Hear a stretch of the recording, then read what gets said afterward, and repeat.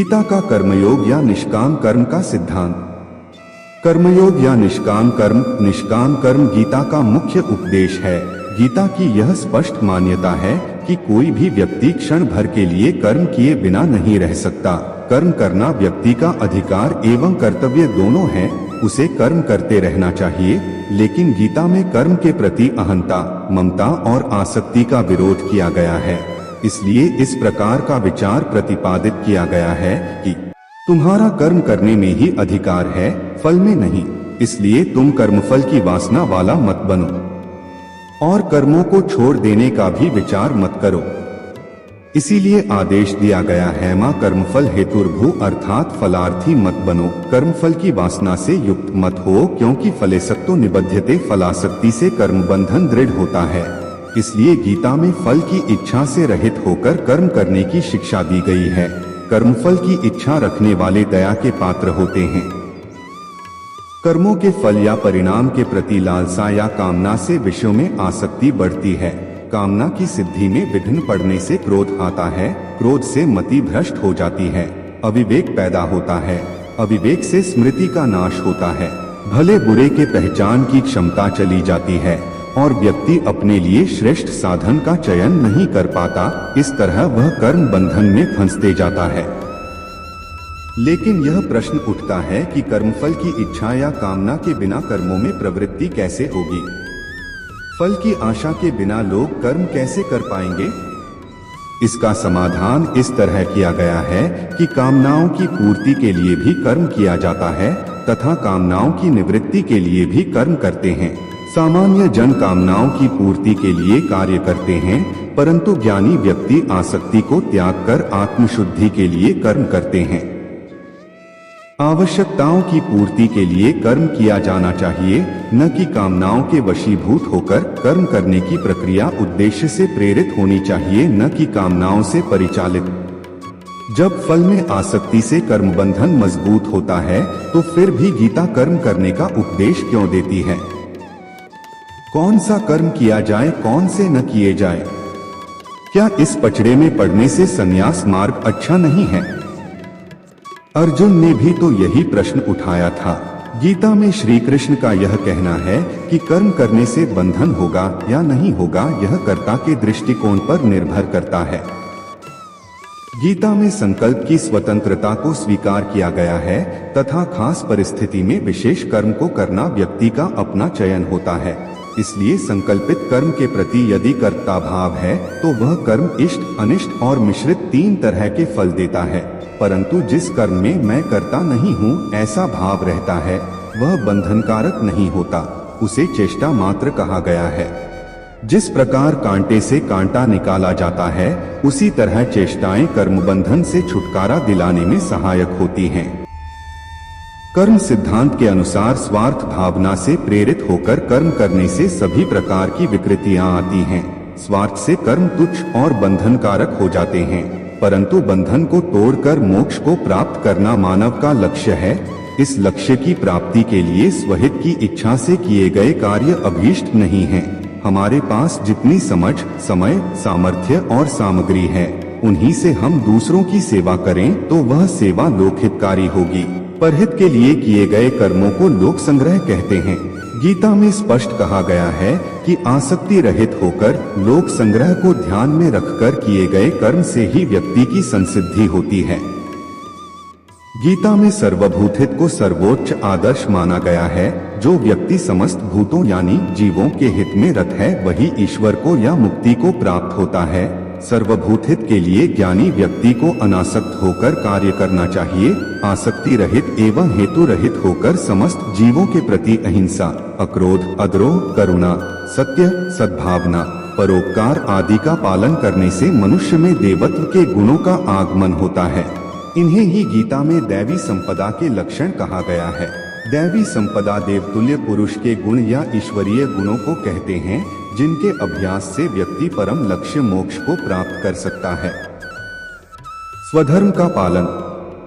सामाजिक कल्याण को महत्व देते हुए गीता में स्वधर्म के पालन पर बल दिया गया है। स्वधर्म को वर्णधर्म के रूप में लिया गया है। अपने अपने वर्ण के अनुसार कर्म करना वर्ण धर्म है। यहाँ ध्यान देने की बात है कि गीता के अनुसार वर्ण धर्म व्यक्ति पर थोपे गए कर्तव्य नहीं हैं। 4 वर्णों की रचना व्यक्तियों के गुणों और कर्मों के अनुसार की गई है। चातुर्वर्ण्य मया सृष्टया गुण कर्म विभागशः। इसलिए स्वधर्म या वर्ण धर्म व्यक्ति के स्वाभाविक नियत कर्म हैं। ब्राह्मण, क्षत्रिय, वैश्य और शूद्र का विभाजन गुण और कर्म के अनुसार किया गया है। प्रत्येक वर्ण के सदस्य को अपने वर्ण के लिए निर्धारित कर्म का फल की आशा से रहित होकर पालन करना आवश्यक है, अन्यथा वह कर्तव्य पथ से विचलित माना जाएगा। स्वधर्म के पालन से मुक्ति का मार्ग प्रशस्त होता है। गीता में स्वधर्म की श्रेष्ठता को स्वीकार किया गया है। आकर्षक परधर्म से गुण रहित लगने वाला स्वधर्म श्रेष्ठ है। स्वभाव से नियत कर्म करने वाला मनुष्य पाप का भागी नहीं होता। गीता का यह आदेश है कि दोषयुक्त होने पर भी सहज कर्म को नहीं त्यागना चाहिए। जैसे अग्नि स्वाभाविक रूप से धुएं से ढकी हुई रहती है, वैसे ही कर्म किसी न किसी दोष से आवृत होते हैं। प्रत्येक कर्म के दोष से आवृत होने के बाद भी आसक्ति रहित कर्म करने वाला व्यक्ति नैष्कर्म्य को प्राप्त होता है। यदि व्यक्ति स्वधर्म का पालन करने में युद्ध में मारा भी जाता है तो भी उसे गीता में कल्याणकारी माना गया है। आधुनिक ब्रिटिश दार्शनिक ब्रैडले के द्वारा प्रस्तुत मेरा स्थान और उससे संबंधित कर्तव्य की धारणा कुछ इसी प्रकार की है। यदि व्यक्ति समाज में अपनी परिस्थिति के अनुरूप कर्तव्य का पालन करता है तो सामाजिक कल्याण के साथ साथ स्वहित भी करता है। कर्म, अकर्म और विकर्म। गीता के अनुसार कर्मों के त्याग को अकर्म कहते हैं। स्वधर्म या नियत कर्म को करना साध्य की प्राप्ति के लिए आवश्यक है। नियत कर्मों का त्याग उचित नहीं है और समस्त कर्मों का त्याग तो संभव भी नहीं है। कर्म तो करना ही होगा। हम केवल कर्मफल का त्याग कर सकते हैं, परंतु कुछ कर्म निषिद्ध माने जाते हैं। कर्मों का निषिद्ध या विहित होने का निर्धारण देश, काल, वर्ण, आयु आदि पर निर्भर है। निषिद्ध कर्मों को जो बिना आसक्ति के किए नहीं जा सकते और जो इसलिए बंधन कारक होते हैं विकर्म कहते हैं। हत्या, झूठ बोलना, व्यभिचार आदि विकर्म के उदाहरण हैं। इस तरह गीता के अनुसार कर्मों के त्याग अर्थात अकर्म की तुलना में कर्म श्रेयस्कर है। जीवित रहते कर्मों का त्याग असंभव है। इसलिए गीता में फल की आकांक्षा को त्याग कर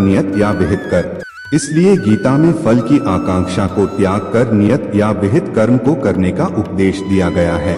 कर्म तो करना ही पड़ेगा, लेकिन उसमें अहंता का, कर्तापन का भाव नहीं होना चाहिए। स्थितप्रज्ञता। हम अपने कर्मों में निष्काम भाव को कैसे प्राप्त कर सकते हैं? अनासक्त होकर कार्य कैसे किया जा सकता है? नैष्कर्म्य यानी निष्काम कर्म व्यक्ति से दृढ़ मानसिक स्थिति की मांग करता है।